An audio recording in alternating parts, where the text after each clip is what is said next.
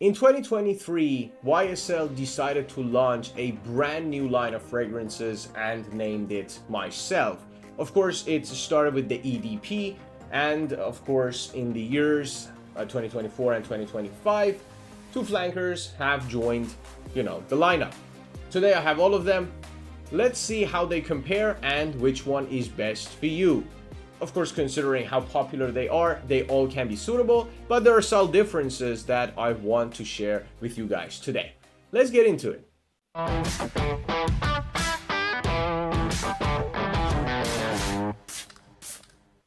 The first fragrance you gotta be aware of is the original MYSLF. It's the EDP. It was a huge release in 2023, and I remember people were talking about it all the time. They were saying it's the new Sauvage, it's gonna overtake that line, it's gonna be as popular and whatnot. And obviously I believe this is not as popular as Sauvage and probably will never be, but it is some kind of a monster on its own without the need to compete with other huge lines of fragrances, because this has something new to offer. When I say new, I mean there is a difference from all the blue fragrances of the past. Although this DNA seems a little bit throwback, I will explain in a minute, but you gotta be aware of how it smells first. So up top, it has two kinds of bergamots. Now, essentially a citrusy smell the first time you spray it, obviously. Yes, it has that classic, very clean citrus up top. I get same vibe, a similar kind of idea with the Dreamer from Versace when you first spray it on. Now, of course, it goes its own different way, but it has that clean bergamot, has that clean citrus up top. Then it goes into this floral kind of a DNA, the mid, very floral, very, as I said, clean and inoffensive. What this fragrance has going on for itself is the fact that it's super clean and it's super inoffensive. It may not be as attention grabbing as some of the blue fragrances of the past, namely Blue Chanel or maybe Dior Sauvage or Dylan Blue. It doesn't have that aggressive spice up top, but it's so clean and it's so inoffensive that may grab attention in a different way. It's not in your face as much, and of course it gets the job done very well. In the base, it has Ambrofix, which is kind of a mix of a few chemicals, and it smells like a very, again, tobacco-ish ambery scent. It's kind of a sweet scent without being overwhelming. You see it in a lot of modern releases, namely this one, Gucci Guilty Elixir, Gucci Guilty Love Edition, and the turquoise bottle. This has that kind of a DNA to it. So, I mean, overall, it's a very nice fragrance. It's not probably going to blow you away. When you smell it, you're okay, very nice, I get it. But it's not anything groundbreaking. It's not crazy. And there's something also different about this fragrance. I'll tell you in a minute. When I first got my hands on this one, the first thing that popped out to me was the orange blossom. And the reason I told you it has a throwback feel to it is because it smells very similar to this fragrance, in my opinion. This is Nico's, Sculpture, the original. And when I spray this,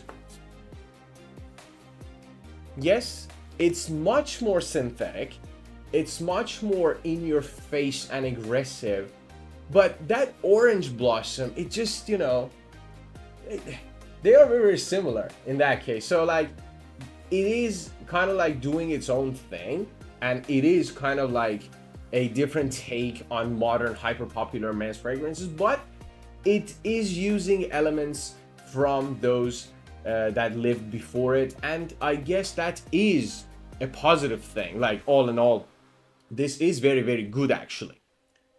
So yeah, the story of MYSLF is as such. It was huge, still huge, big compliment puller, very, very inoffensive, easy to wear all season, all occasion, You will not offend a single human being wearing this fragrance. It's almost impossible to, I mean, you know, just be in the face of another person while wearing this.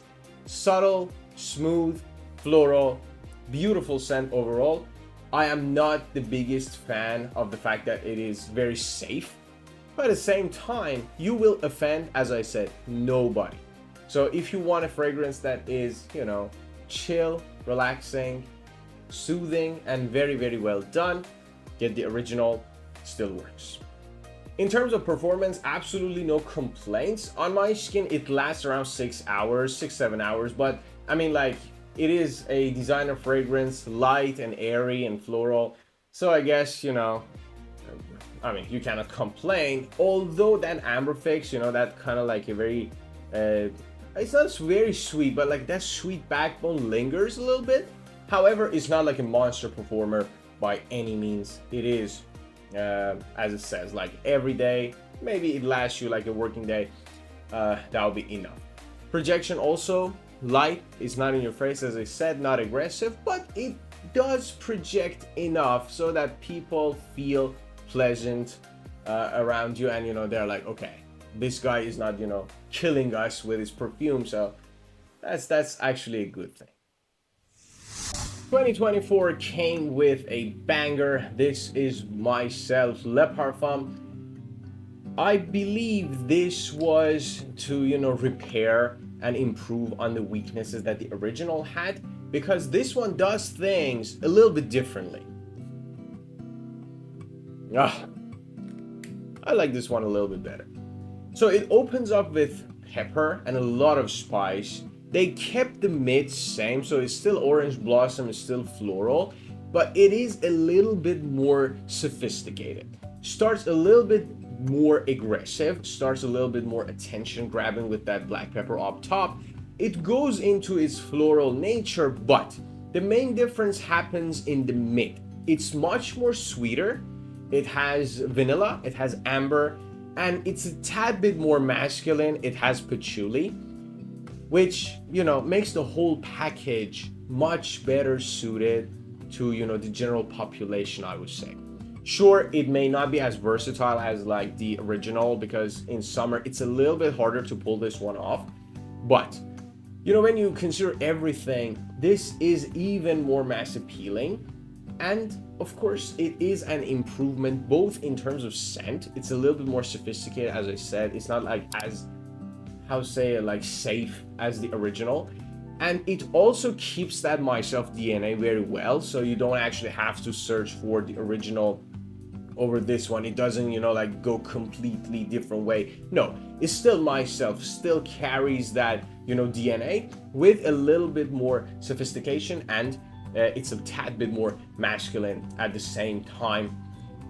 What I like about this fragrance is the performance, much better than the original. 8 hours on my skin, no problem. It also gives you like a bigger scent bubble, maybe even arm's length, so no complaints there in terms of projection and longevity. However, one thing you need to be careful, as I said before, about this fragrance is that it is a little bit stronger. So in summer, you gotta be careful a little bit when you're using it and go lighter on the trigger. But overall, very, very nice creation. I would say this is an improvement in terms of, as I said, like perfumery. But if you just want something, you know, just to spray and go, and you know, you don't want to think about it at all, still the original has the edge, just a little bit. They are, I mean, you can use them both in almost every situation, but this one, because of that amber and vanilla, a little bit more dense. 2025 came with this banger of a fragrance, and for good reason. I love this thing so much. I'll take this one over these two any day. Reason? Very, very simple. When you take a look at the note breakdown, almost everything remains identical, but the opening is a little bit different. So it has ginger and citrus up top, and that combo is proven. It is tried and tested. it leans into the blue fragrance category. You know, I think like, you know, they couldn't resist it because it works. And when something works, I mean, it's better not to change it because this thing smells so freaking good. Now, of course, it keeps that kind of like an orange blossom kind of a DNA.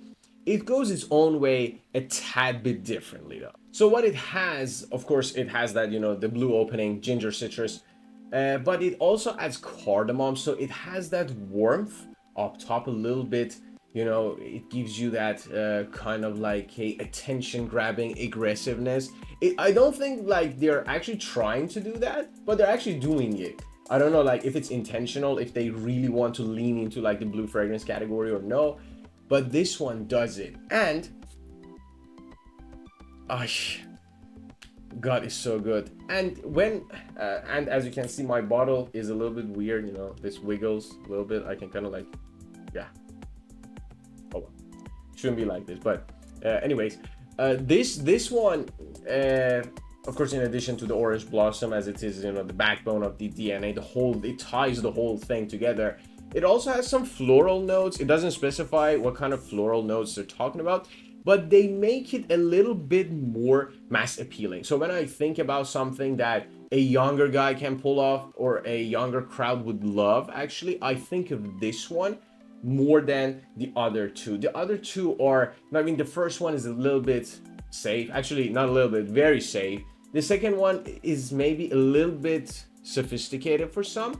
This one has everything. It's sophisticated enough to, you know, grab your attention and say like, okay, they did something different. But at the same time, it's so mass appealing.